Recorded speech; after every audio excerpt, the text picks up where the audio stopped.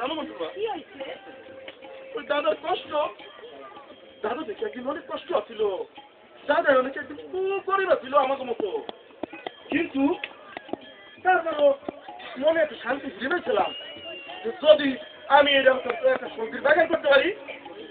তারপরে ভাবলাম মন্টুবা আমাকে তো জমি দিরাত নাই, ওই তাদের মতো অত বড় লিস্টও নাই যে যেই পারে এত ফসল লাগাবো, কিন্তু মন্টুবা আমরা কোথায় লাগাবো আর প্রত্যেকেই ভাই এত বছর ফলাবো মন্টুবা, আমাদের জীবনে কি কোনোদিন শান্তি আসবে না মন্টুবা? আসবে আসবে তোমার কি ইচ্ছা একদিন না করবে তাই নাকি? আর শোনো মন্টুবা, আর একটা অবশ্যই হইতে পারে, ওই যে দাদার কাছে গেছিলাম ওই দাদারে কইছি আমাদের সমস্ত কথা খুলে কইছি। দাদা বলছে সতীশ আজ তোমার বাড়ি যাম, তোমার বাড়ি থেকে আমি এইগুলো কি কিভাবে করছি সব তোমার কমু। দাদা আইতে কইয়ে দাদা কারবে তুমি স্বামী দাদা দে দাদা দাদা বসেন, দাদা বসেন, দাদা বসেন। ভালো আছো তোমরা? হ্যাঁ, তো আমি তোমাকে কথা দিয়েছিলাম যে আজকে বিকালে তোমাদের বাড়ি আসতে আসবো, হ্যাঁ এই জন্য আমি আসছি। তো দাদা একটু বাতাস দিই দাদা। যেহেতু আমিও এক সময় তোমাদের মতো গরিব ছিলাম বুঝছো, ওই যে কারিতাস অফিস আছে না, ওই কারিতাস অফিসে আমি ট্রেনিং নিয়ে তারপরে আমার যে ঘের বেড়ি আছে, যে পালাল আছে, এইগুলো চাষাবাস করছি আমি জৈবিক পদ্ধতিতে, যাকে বলে ওই যে কচুরি আছে না, কচুরি কানা শাওলা, তারপর ওই যে মুরগির বিষ্ঠা, তারপরে গোবর সার, এইগুলো ব্যবহার করে আমি ওই যে আমার যে পুকুরটা আছে না, ওই পুকুর পাড়ে টমেটো গাছ, কুমড়া, তারপর শিল, এই তো সত্যি সত্যি সেখানে কাজ করে আসছে।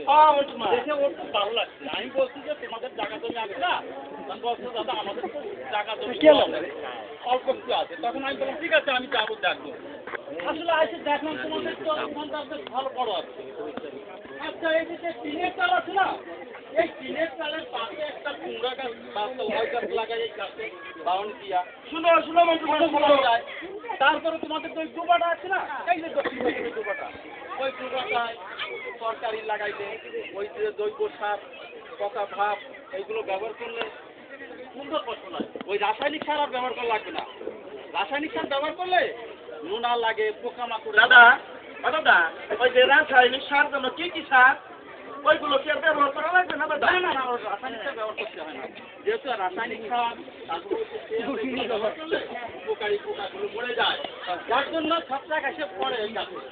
আর এই জৈব সার ব্যবহার করলে কোনো পোকামাকড় লাগে না। তাই নাকি দাদা? হ্যাঁ। দাদা তো জৈব সার কি কি দিয়ে হয় সেইটা একটু কম। একদম বললাম যে মুরগির বিষ্ঠা, তারপরে ওই যে গোবর সার, তারপরে কচুরি পানা যে ওইগুলো খাপ, তারপরে সরকার ইতিমধ্যে যে রাস্তার মধ্যে একটা সার তৈরি করছে না, হ্যাঁ। ওইটাই তো জৈব সার। তাই নাকি? ওইটা ব্যবহার করলে ভালো ফসল হয়। আর সেই সার ব্যবহার করে ভালো ফসল হয়। হ্যাঁ শোনো মন্টুবা দাদা, তা ওই যে শুনছি বিভিন্ন ভাবে গাছপালা লাগাইছে, এইগুলো তো আমাকে ভালো জানা নেই দাদা, এইগুলো একটু আপনি আমাকে খুলে বলেন যে কোন ভাবে এটা করা যায়।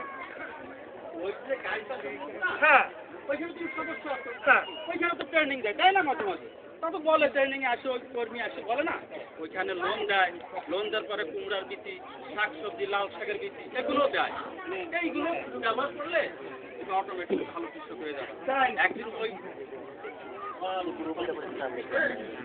স্বাবলম্বী হতে পারে, এতে আর ঘরের বাড়ি আর কিষাণ বন্ধ লাগে না। ঠিক আছে? আচ্ছা ঠিক আছে দাদা, তা এখন জল খাবার যাবে না? না জল খাবারের দরকার নেই। দাদা বাড়ি আসলে তো আগে থেকে 2-3 দিন খাওয়ানো